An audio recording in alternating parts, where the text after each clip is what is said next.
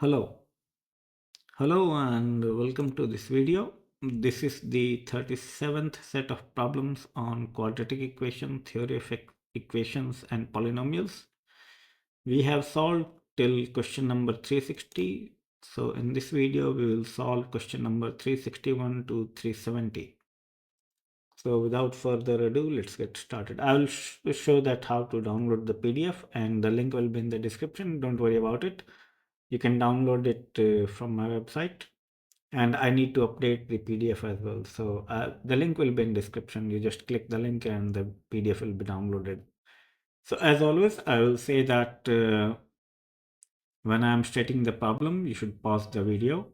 And only if you cannot solve the question, you should look at the solution. So question 361 says that if p greater than 1 and x is real, show that x square minus 2x plus p square by x square plus 2x plus p square lies between p minus 1 by p plus 1 and p plus 1 divided by p minus 1. So we let the given expression equal to be y, and then we arrange everything into one side. We get y minus 1 into x square plus 2 into y plus 1 into x plus y minus 1 into p square is equal to 0. Now x is real, so discriminant should be greater than or equal to 0. So we find out discriminant as 4 into y plus 1 whole square minus 4p square into y minus 1 whole square greater than or equal to 0. That is 1 minus p square into y square plus 2 into 1 plus p square into y plus 1 minus p square greater than or equal to 0. Now if you look at the coefficient of y square, p is given as greater than 1. So 1 minus p square will be less than 0. So y square is negative and therefore y must lie between the roots for this expression to be true. Okay. So now we find the roots. Roots are p minus 1 by p plus 1 and p plus 1 by p minus 1. Question number 362 says that if x be real, prove that the expansion x minus 1 into x plus 3 divided by x minus 2 into x plus 2 does not lie between 4 by 9 and 1. So like several of problems we have solved earlier, we let y is equal to given expression and we arrange everything to one side. We get y minus 1 into x square plus 2 into y minus 1 into x, this should be x, plus 3 minus 8y is equal to 0. Now as always, x is real, so discriminant should be greater than or equal to 0. We find the discriminant as 4 into y minus 1 whole square plus 4 into y minus 1 into 8y minus 3. Now this become 8y minus 3 because we have taken this as minus of this. Okay, so minus 4, instead of writing minus 4, we have written plus 4. Now we simplify this, we arrive at the inequality 9y square minus 13y plus 4 greater than or equal to 0. Now roots of this equation are 1 and 4 by 9. So the equation has to be greater than or equal to 0. Coefficient of y square is positive. So y must not lie between 1 and 4 by 9. Question 363 says that if a square plus c square greater than ab and b square greater than 4c square for real x, show that x plus a by x square plus bx plus c square cannot lie between two limits. So we let y is equal to the given fraction and we bring everything to one side. It becomes yx square plus by minus 1 into x minus a plus c square y. Okay. So we compute the discriminant. The discriminant is by minus 1 whole square minus 4y into c square minus c square y minus a greater than or equal to 0. Now we simplify this. We arrive at b square minus 4c square into y square plus 2 into 2a minus b into y plus 1. Now discriminant of this particular expression is 16 into a square plus c square minus ab. Now it is given that a square plus c square greater than ab. Okay. Hang on a moment. Yeah, greater than ab. So now you see that so there is some problem. Okay, this discriminant is not less than 0. This will be greater than 0. Okay, so if we look at the coefficient of y square, b square is greater than 4c square. So discriminant is greater than 0 and coefficient of y square is positive. Okay, this statement is wrong. Discriminant is not less than 0 and coefficient of y square is not negative. So this will be positive and y square is coefficient of y square is positive and discriminant is also positive, and therefore y is capable of assuming any value. I will correct this mistake. This is wrong here. Discriminant is greater than 0, coefficient of y square is positive. Now we solve question 364. Show that if x is real, the is missing, the expression x square minus bc by 2x minus b minus c has no real value between b and c. So we solve question 364. We let y is equal to given fraction. We arrive at x square minus 2y into x plus b plus c into y minus bc is equal to 0. Now x is real, so discriminant must be greater than or equal to 0. We arrive at y square minus b plus c into y plus bc greater than or equal to 0. And for this to be true, y must not lie between b and c. Question 365 says that show that no real values of x and y besides 4 can satisfy the equation x square minus 6y plus y square minus 4x minus 4y plus 16 is equal to 0. So we write this in terms of x so that we get a quadratic equation in x. We get x square minus y plus 4 into x plus y square minus 4y plus 16 is equal to 0. Now since discriminant x is real, discriminant has to be greater than or equal to 0. We compute the discriminant. The discriminant turns out to be y plus 4 whole square minus 4 into y square minus 4y plus 16 greater than or equal to 0. So y square plus 8y plus 16 minus 4y square plus 16y minus 64 greater than or equal to 0. That is minus 3y square plus 24y minus 48 greater than or equal to 0. That is, we simplify, we get y minus 4 whole square less than or equal to 0. Now you can see that y minus 4 whole square cannot be less than or equal to 0. So the only possibility is equality, that is y minus 4 is equal to 0. That means that y is equal to 4 is the only value which satisfies the given equation. Now we move on to question 366.